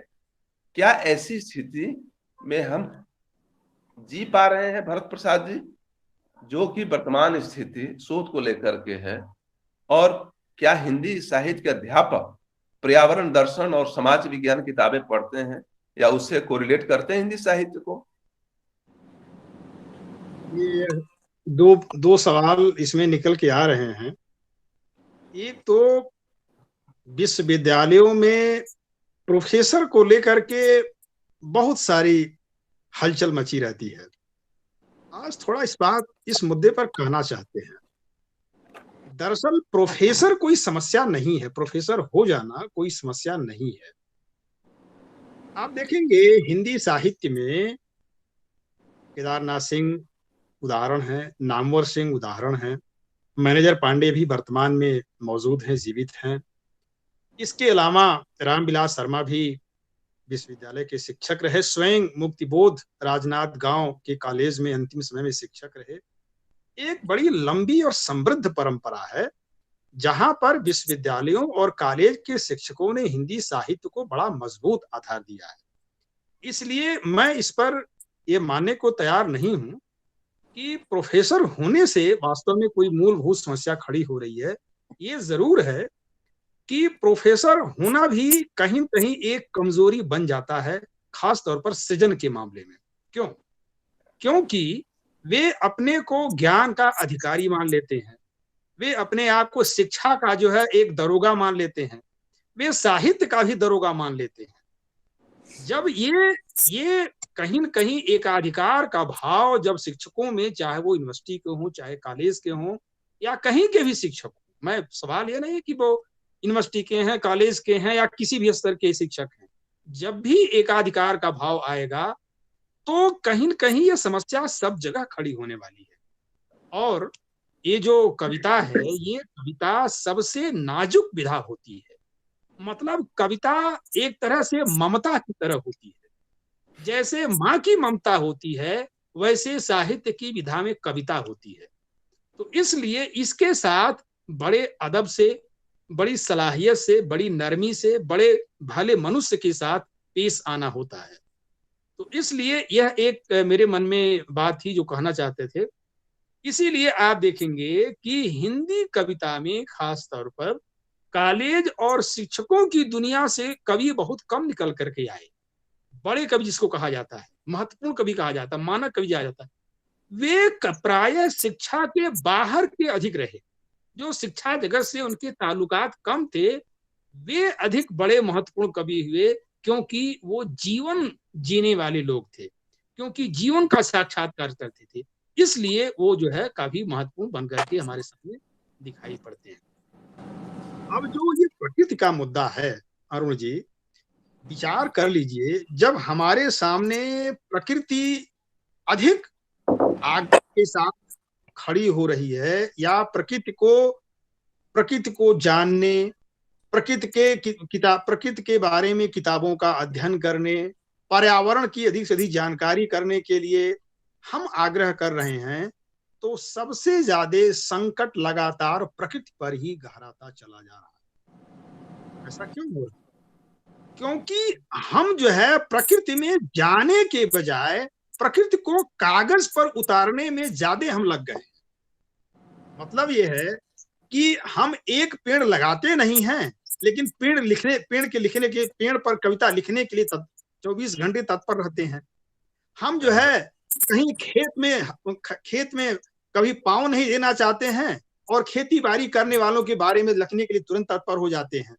हम जो है कभी दौड़ नहीं लगाते हैं और जाकर के प्रकृति के एक एक सूक्ष्म से सूक्ष्म चीजों का साक्षात्कार नहीं करते हैं और प्रकृति के बारे में लिखने के लिए तैयार हो जाते हैं। तो ये जो दोहरापन है, असल में यहाँ मैं ये कहना चाहता हूं कि प्रकृति को भी हमने साहित्य में फैशन की तरह प्रयोग करना शुरू कर दिया है। ये फैशन से काम नहीं चलने वाला है। प्रकृति की सुरक्षा फैशन नहीं है, बल्कि पैशन है। पैशन बनाना चाहिए, तभी जाकर के हम कविता में, साहित्य में प्रकृति को बचा पाएंगे। और कविता लिखने से प्रकृति कभी नहीं बचने वाली है। कविता लिख करके प्रकृति को बचा ही नहीं सकते हैं। आप कुछ भी कर डालिए, वो तभी बचेगी जब आप स्वयं प्रकृतिमय होंगे। आप पेड़ पौधे लगाइए, आप फूलों को पानी दीजिए, आप जो है मिट्टी से अपने पाँव को मिट्टी पर अपने नंगे पाँव दीजिए। आप जो है पानी की सुरक्षा के लिए हर वो संभव कोशिश कीजिए, जैसा कि एक जो है श्रमिक करता है, जैसा कि एक मेहनत कश करता है, तब जाकर के प्रकृति जो बचाएंगे। और अरुण जी, मैं आपको कह दूं केवल कविता लिख करके कविता कभी नहीं लिखी जाती है। बिना कविता लिखे ही कविता लिखने से बड़ा काम कर जाएंगे। अगर आप मजदूर के साथ खड़े हो जाएं, अगर आप प्रकृति की सुरक्षा में खड़े हो जाएं, अगर आप जो है जितने भी प्रकार के जमीन पर जीने रहने वाले लोग हैं, अगर उनके साथ आप उन्हीं की भूमिका में खड़े हो जाएं, तो आप कविता न लिख करके भी कविता से बड़ा काम करेंगे। सही बात है। मेरी थोड़ी सी असहमति नहीं कही, हमारी बात को आपने आगे बढ़ाई। मेरा कहना यह था, उन नामों पर मेरी कोई आपत्ति नहीं थी। असिस्टेंट, एसोसिएट और जितने भी नाम प्रोफेसर जो लेखक हुए, उनके बारे में बात नहीं करना चाहता था। जो हिंदी के प्राध्यापक बन रहे हैं या बने हुए हैं, जो हिंदी की रोटी खाते हैं, हजारों की संख्या में हैं, बहुत है, जो बहुत हिंदी है। के लिए, हिंदी से और हिंदी में हैं, हिंदी में हैं, उन लोगों के बारे में जिसकी पॉपुलेशन है, बल्कि नंबर स्ट्रेंथ जी है, जिसके लिए वो उनको अन्न मिलता है, पैसा मिलता है, उस भाषा का विस्तार, उसका संयोजन करना, उसको पढ़ाना, उसमें लिखना, उसके बनस्पत जीना, क्या यह जरूरी नहीं है? मैं ये कहना चाहता था। वे दरअसल अरुण लोगों जी, के बारे में कहना चाहता था। लेखकों जो लिख रहे हैं, प्रोफेसरी कर रहे हैं, उनके लिए तो पूजनीय हैं, वो पूजनीय हमारे लिए। उनके लिए तो वो अपना सार्थक जीवन जी रहे हैं। उनको तो बल्कि मैं कहूंगा कि एक्स्ट्रा पैसे देने चाहिए, और एक्स्ट्रा पैसे देने चाहिए कि दो काम कर रहे हैं। लेकिन जिनके लिए हिंदी माध्यम ने आपने चुना पढ़ाई जीवन को आगे बढ़ाने के लिए, और आप उसमें पदस्थापित हो गए, या बहुत सारे ऐसे भी होते हैं कि शुरू में खूब लिखते हैं, हिंदी में असिस्टेंट प्रोफेसर में बहाली हो गई, और बाद में जब बन गए उसके बाद लिखना छोड़ दिया। जैसे बहुत सारे ऐसे लेखक हैं जो भारत भूषण अग्रवाल पुरस्कार मिला और मिल गया, उसके बाद लिखना छोड़ दिए, फिर उनको कोई मतलब नहीं रहा। मुझे और आपको युवा शिखर सम्मान मिला है, मिले हुए कुछ दिन हो गए, क्या हमने लिखना छोड़ दिया? मुझे नहीं लगता कि हम लोगों से साहित्य भी छूटेगा, ये गर्व के साथ कह सकते हैं। नहीं तो वह जो है शिखर सम्मान के लिए हम लोगों ने शुरुआत नहीं की थी, इसीलिए नहीं छूटेगा वो। वो एक अलग मैटर है। लेकिन जो हिंदी साहित्य में जो पैसे कमा रहे हैं सर भरत प्रसाद जी, बहुत आय संख्या में हैं, जो छोटे छोटे जगहों में हैं, डिस्ट्रिक्ट लेवल के छोटे छोटे गांव कॉलेजेज में हैं, वे क्या कर रहे हैं? उनकी दशा देखिएगा तो माथा पीट लीजिएगा। ये बहुत बुरी स्थिति है। मैं इस पर बाद में चर्चा करूंगा, अभी तो मैं चाहूंगा कि हमारे बीच में वरिष्ठ कवि मिथिलेश श्रीवास्तव जी हैं। ये बहुत जरूरी और महत्वपूर्ण मुद्दा है। आपकी राय जानने की बड़ी उत्सुकता है, इस पर आप क्या सोच रहे हैं? जी मिथिलेश सर। जी,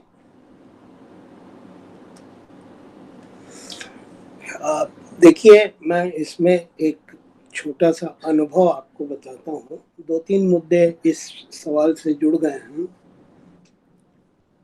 एक मेरे मामा हैं जो बिहार गवर्नमेंट के बेसिक स्कूल में टीचर थे, अब रिटायर हो गए हैं। तो उनका स्कूल गांव से कुछ ही दूरी पर था, तो वो पूरा अपना वो माल जाल सब, गाय बैल भैंस, सबको खाना वाना खिला के, दाना पानी दे के, और तब 3-4 मतलब आधा दिन स्कूल का उसी में निकाल के तब वो स्कूल पहुंचते थे। तो अरुण जी ने जो बाद में बात कही कि हम लोग सिर्फ JNU दिल्ली यूनिवर्सिटी की बात नहीं कर रहे हैं, हम लोग down below, down the line जो हिंदी भाषा और साहित्यकार, साहित्य को पढ़ाने वाले जो लोग हैं, जो टीचिंग लाइन में हैं, जो जिसको वो प्रोफेसरी लाइन कहते हैं, तो इसमें देखिए, दो तरह के लोग हैं, और सिर्फ शिक्षा में ही नहीं, किसी भी डिसिप्लिन में आपको दो तरह के लोग मिलेंगे। एक क्रिएटिव लोग और बाकी नॉन क्रिएटिव लोग। एडमिनिस्ट्रेशन में भी आपको मिलेंगे। अब कभी कभी खबरों में आता है कि डीएम का ट्रांसफर हो गया तो लोगों ने रास्ता रोक लिया कि जाने नहीं देंगे। तो इस तरह से क्रिएटिव, मुझे जो अंग्रेज डीएम होते थे यहाँ हिंदुस्तान में, उनके बारे में जब इतिहास में पढ़ता हूँ तो आपकी तमाम धरोहरों का या आविष्कार या पुनर्खोज उन डीएम्स ने किए हैं। एक डिस्ट्रिक्ट में है, एडमिनिस्ट्रेशन देख रहे हैं, लेकिन वो आर्कियोलॉजी में चले गए हैं, खुदाई करवा रहे हैं। और आपकी खजुराहो में गया था तो पता चला कि वहाँ एक ब्रिटिशर आया, वो जंगलों में घुस गया और उसकी वजह से वो खजुराहो के मंदिरों का पुनर्खोज हुआ। तो क्रिएटिव और नॉन क्रिएटिव में ये पूरा संसार बटा हुआ है। आपका हिंदुस्तान का संसार भी बटा हुआ है, और नॉन क्रिएटिव लोग अधिक हैं और क्रिएटिव लोग कम हैं। जहाँ क्रिएटिव लोग हैं, क्रिएटिव का मतलब आप ये ना समझे कि वो कविता लिख रहे हैं, कहानी लिख रहे हैं, उपन्यास लिख रहे हैं, बल्कि वो लगातार इस बात को लेकर चिंतित हैं कि आगे जो आने वाली पीढ़ियां हैं जिनको वो पढ़ा रहे हैं।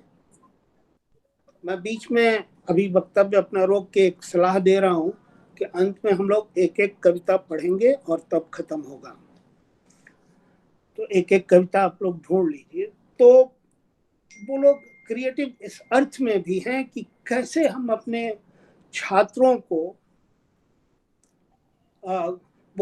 वो ज्ञान दें, वो चीज बताएं जिससे कि वो आगे बढ़ें। और भरत जी तो जेएनयू से निकले हैं, भरत जी को पता है जेएनयू की क्रिएटिव फैकल्टी के बारे में, जो अपने बारे में कम और छात्रों के बारे में कैसे खुली बहस का एक माहौल बनाया जाए। और नामवर सिंह हुए, केदारनाथ सिंह हुए, मैनेजर पांडे हुए, गंगा प्रसाद बिमल भी थे वहाँ, और कई लोग थे। और वहाँ शोध कार्य को जेएनयू में मजाक में नहीं लिया जाता, आप लोगों से काम करवाया जाता था। ये मुझे अच्छी तरह पता है और आप लोग करते भी थे। लेखन, पुनर्लेखन, तब जाके एक शोध पत्र तैयार हो। तो मैं क्रिएटिव और नॉन क्रिएटिव को एक साथ मिलाना नहीं चाहता। जो जहाँ क्रिएटिव है अपने स्टूडेंट्स के बारे में सोचता है, अपनी परंपरा को आगे बढ़ाने के बारे में सोचता है, और ये एक प्लस एडवांटेज है कि वो लेखक भी है। तो ऐसे लोग अरुण जी हैं, आप खुद हैं, भरत प्रसाद हैं, और भी लोग हैं। कुछ क्रिएटिव लोग नकचढ़े लोग भी हैं, तो हम उनका नाम नहीं लेना चाहेंगे। हम उन्हीं का नाम लेना चाहेंगे जो अपनी तमाम उपलब्धियों के बावजूद मनुष्य बने हुए हैं। बहुत अच्छी बात है, बहुत अच्छी बात। तो एक तो ये हुआ। दूसरी बात जो अरुण जी कह रहे थे, कविता और पर्यावरण। तो अरुण जी, हम लोग पर्यावरण के एक जो मैं बात कहना चाहता था सर जी, जिस संदर्भ को उठाया था वो मैं उठाया था, अगले कड़ी में हम बात करेंगे इसको। हाँ, इकोलॉजी वाली जो बात उठाया था कि क्या हिंदी साहित्य के शिक्षकों को, हाँ, जो भले ही वो मिडिल क्लास लोअर क्लास में ही क्यों ना पढ़ाते हो, मिडिल स्कूल में, लोअर स्कूल में, या +2 में, या इंटर कॉलेज में, या वो क्या बोलते हैं डिग्री कॉलेज में, या स्नातकोत्तर में, क्या वैसे शिक्षक को पर्यावरण, दर्शन, समाज कोई अन्य हिंदी साहित्य से हट करके क्या वैसी किताबें नहीं पढ़नी चाहिए? अरुण जी, आपसे मैं करके विज्ञान और पर्यावरण जो है अभी चिंता का विषय बना हुआ है।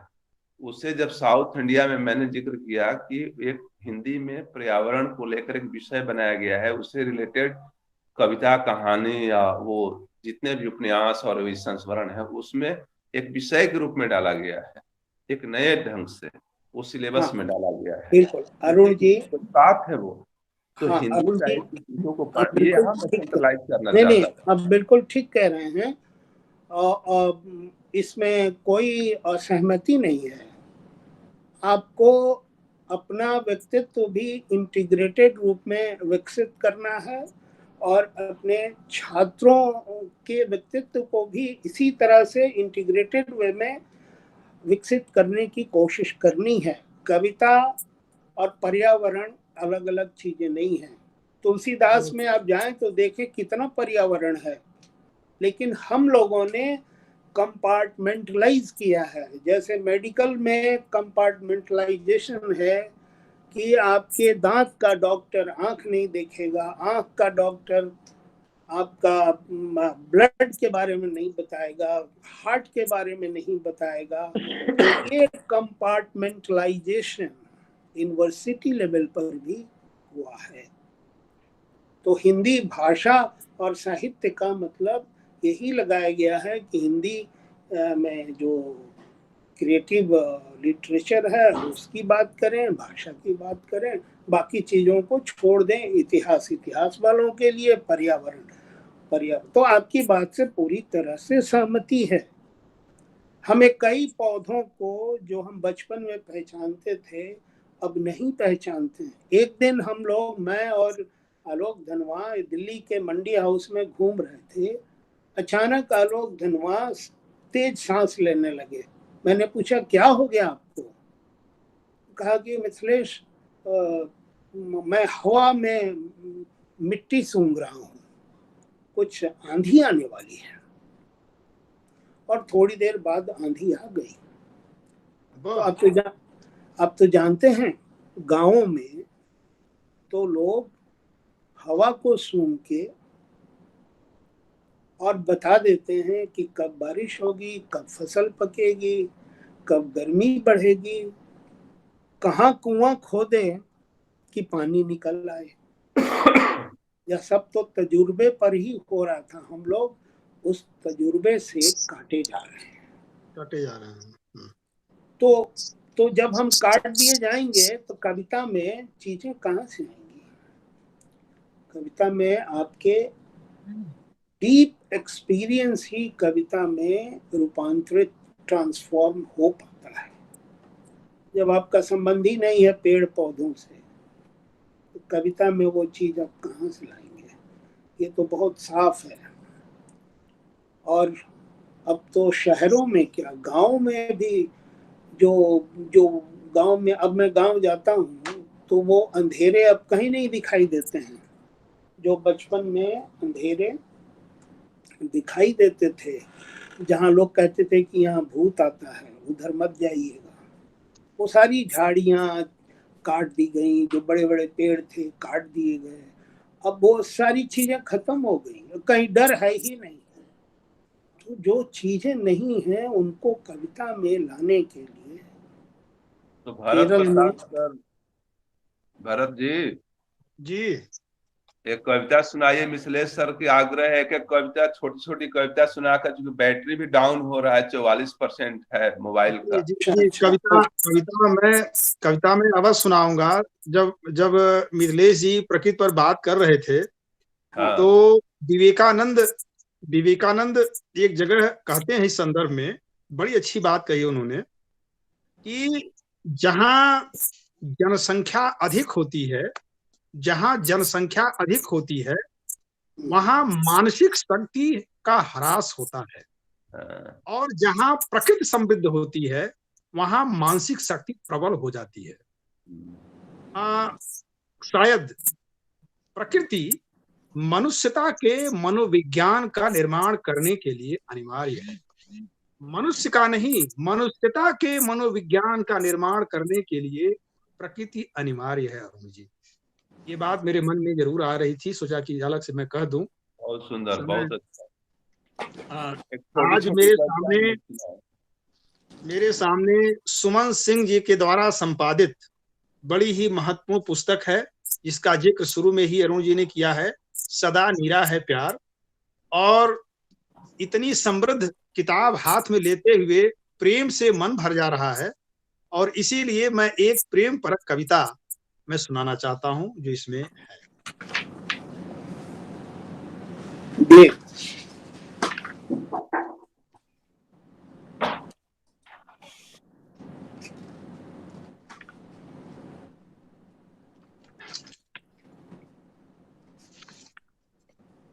ये शीर्षक, इस कविता का शीर्षक है जी। तुम्हारी झरझर मुस्कान की अदा। तुम्हारी झरझर मुस्कान की अदा, शब्दों की क्षमता से परे है तुम्हारी झरझर मुस्कान की अदा। उड़ती रहती है अक्सर आत्मा में जमी हुई अपमान की परतें तोड़कर। यह निश्चल हृदय का महज एक रूपक नहीं, संघर्षों से लड़ने की एक कला है। संकल्प की शान पर चमकती हुई चिंगारी, इस अपूर्व हंसी को निश्चलता का अलौकिक झरना कहूं। दुश्वारियों को मात देने का लाजवाब हौसला, या रोआ रोआ लूट लेने वाला अबूझ कोई जादू।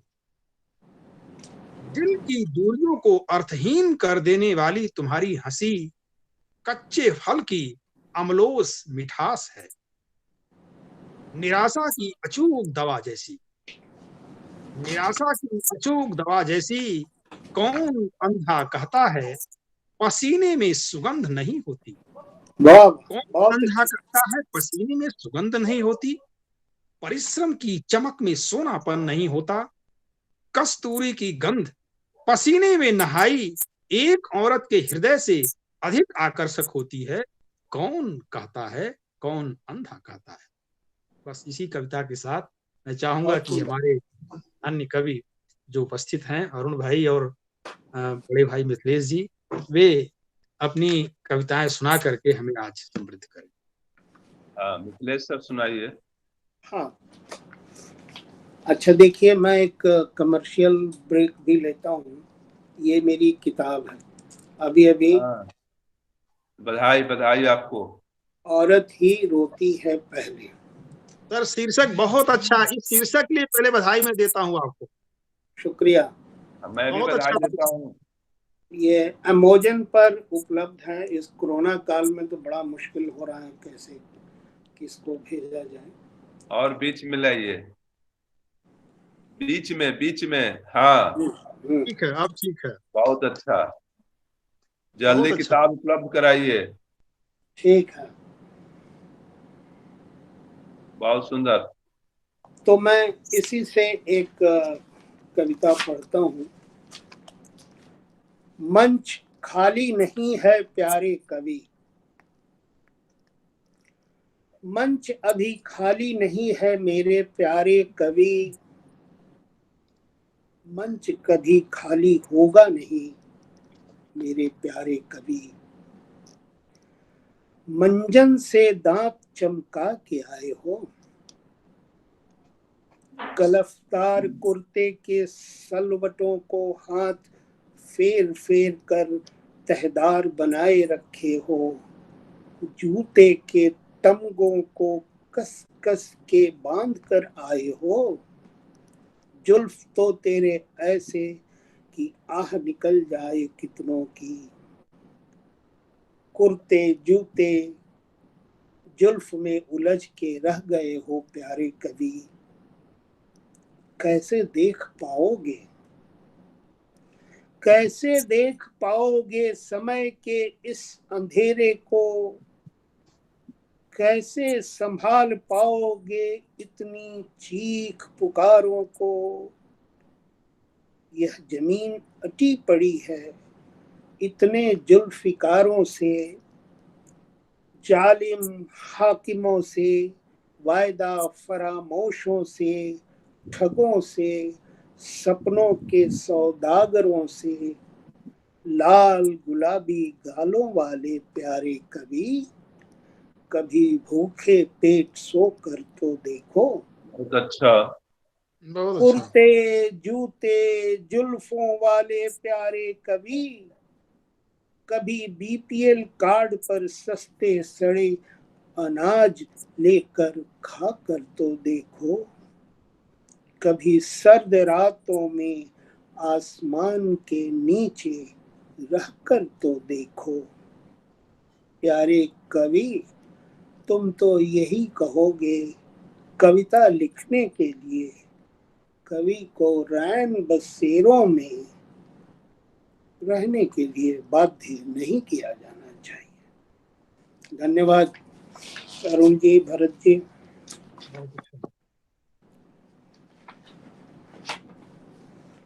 अब अरुण जी अपनी एक कविता सुनाएं और प्रोग्राम का समापन। भरत प्रसाद सर, वो मिल गई है किताब आपको, सदा निरा है प्यार? हाँ हाँ, अरे सदा नीरा लीजिए, अब इसी के साथ यहाँ भी लोकार्पण कर दिया जाए। तो ये है। अभी अभी मैं जहाँ बैठा हूँ वहां पे वो किताब उपलब्ध नहीं है, नीचे मैं ऊपर के कमरे में हूँ। उसमें से एक कविता आप सुना दीजिए मेरी। बिल्कुल, क्यों नहीं। यह मेरे लिए एक अवसर है और बड़ी खुशी का अवसर है कि अरुण भाई की कविता भी मैं यहाँ पढ़ना चाहूंगा। मेरी कविता का आप एक पाठ कर दीजिए। अवश्य फिर मैं अवश्य, छोटी बिल्कुल। कविता देखता हूँ तो पढ़ दूंगा या छोड़ दूंगा। इसमें एक कविता है, जो अच्छा लगे, जो छोटी कविता हो। मुझे लगता है कि अरुण जी प्रकृति से अनन्य प्रेम करते हैं और इसीलिए प्रकृति की चिंता में उन्होंने अपनी कुछ बातें भी रखी, सवाल भी उठाए। तो प्रकृति परक उनकी एक कविता संयोग से इसमें है। प्रेम परक है लेकिन प्रकृति उसमें शामिल है। प्रकृति को लेकर के वो एक प्रेम की अनुभूति को प्रकट कर रहे हैं। शीर्षक है पेड़ के गिर जाने पर। पेड़ के गिर जाने पर आसमान को पोतना चाहता हूँ गुलाबी रंग से। आसमान को पोतना चाहता हूँ गुलाबी रंग से, वृक्षों को नहीं। धरती तो पावन है, इसीलिए जल का पान कर रहा हूँ। मिट्टी को सिंदूर बनाकर लपेट देना चाहता हूँ माथे पर। दूधिया रंग वाली युवती को उसको ताप चाहिए मेरे हाथ से। अब चांद पर हथेली की धमक से बारू के कण जा बैठते हैं आंखों की कोर में। रुई के फाहों से मुंह का भाप लगा निकाल लेता हूं हौले से। क्षितिज पर एक चुंबन की जरूरत है। क्षितिज पर एक चुंबन की जरूरत है। उसे दादी बोलती है छोड़ दो उसे, दो शब्द देकर जीवन में बहुत काम है उसे। रुकता हूं और पास चला जाता हूं। सागर का रंग खींचकर कंठ पर साट देना चाहता हूं और नारियल पानी उड़ेल देना चाहता हूं। खरगोश की पीठ की तरह सहलाकर उसके मुख पर फूंक मारता हूं। हंसती हुई गले मिलती है तपाक से। जब से गई हो तब से घास पर टहलते हुए कांटों में उलझ जाता हूं। ऐसा क्या करूं कि वो असम से आकर राज्यसभा में न जाए और मेरी भुजा से लग जाए। आखिर बागान के केला और अमरूद, गुलाब और चमेली का क्या करूं। तुम आओ एक दिन, एक रात, एक दोपहर, एक शाम, जब दुनिया से वायरस खत्म हो जाए। वो भूरी आंखों वाली, पलकों पर शीत का अंश है शीतांश। पलकों पर शीत का अंश है शीतांश। लिखती है प्रकृति ने यहाँ, रेत पर पांव के चिन्ह नहीं है जो धो ले जाए समुंदर किसी पल। ये है अरुण शीतांश। बहुत अच्छा लगा आपने पाठ किया। मैं एक छोटी कविता सुना देता हूँ, क्योंकि मैं प्रेम कविता वो सुनना चाहता था भरत जी के मुंह से, तो मुझे बहुत अच्छा लगा, सुकून मिला। सुमन जी को सुनेंगी तो अच्छा लगेगा उनको। और ये कविता का पाठ मैं हमेशा करता हूँ, मिथिलेश जी सुने हैं और शायद आप भी सुने हैं भरत जी। जी दादी की दौरी मैं बार बार पाठ करता हूँ और स्मृतियों में चला जाता हूँ। तो स्मृतियों का सुख जो है ना अभी तक कहीं नहीं मिल पाया है, वो सुख जो है पर मिलेगा भी नहीं। तो ये दादी की दौरी शीर्षक से है, ये माध्यम और साक्षात्कार दोनों जगह ये कविता छपी थी। कि तुम थी तो एक छोटी सी खुशी थी, तुम थी तो एक छोटी सी खुशी थी, तुम गई दुख रहा पृथ्वी पर, तुम गई दुख रहा पृथ्वी पर, कटहल का पेड़, आम का बगीचा, गुलाब का बगान, घर घर दाना बांटने वाले दौरी में दर्द रहा। दौरी थी तो लाल कनेर सा फूल था, सोहर था मंगल गीत थे। दौरी का रंग लाल था, हरा था, कत्थई था, और रंग था तो जीवन था। सच ही तो था कि तुम दुख को सुख कहती, सुख को ईश्वर की कृपा, प्यार करती रंभाती खूटे की गाय को, मेरा माथा चूमती, हाथ रखती छाती पर तो जी भर आता। तुम नहीं तो कुछ भी नहीं, तुम नहीं तो कुछ भी नहीं, लेकिन यह कैसा संयोग है, तुम्हारे नहीं होने के बाद भी है तुम्हारी दौरी, बसंत और फूलों के तमाम रंगों से रंगी और अन्न के दानों से भरी।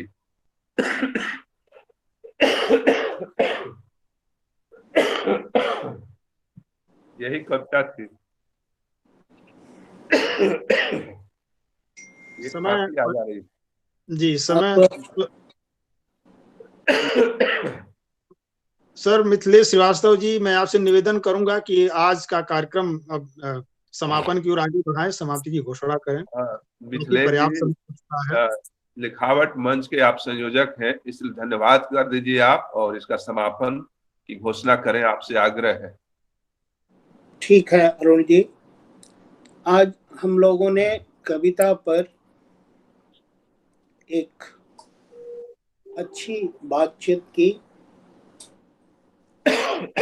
अरुण श्वेतांश ने एक एक करके कई सवाल उठाए और उन सवालों पर खुद उन्होंने अपनी बातें रखी। भरत प्रसाद जी ने अपने विचार रखे और मैंने भी अपने विचार रखे। तो आप लोग इस प्रोग्राम को देखते हुए समकालीन कविता और उसकी धरोहर कविता और उसकी परंपरा पर एक अच्छी बातचीत आपको सुनने का मौका मिलेगा।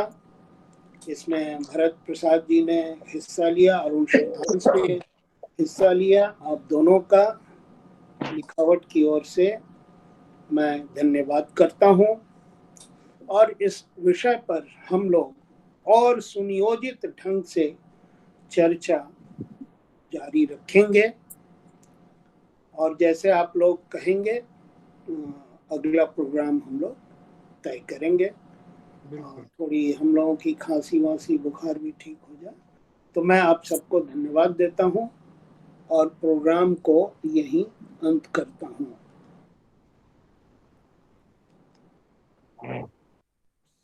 सबसे पहले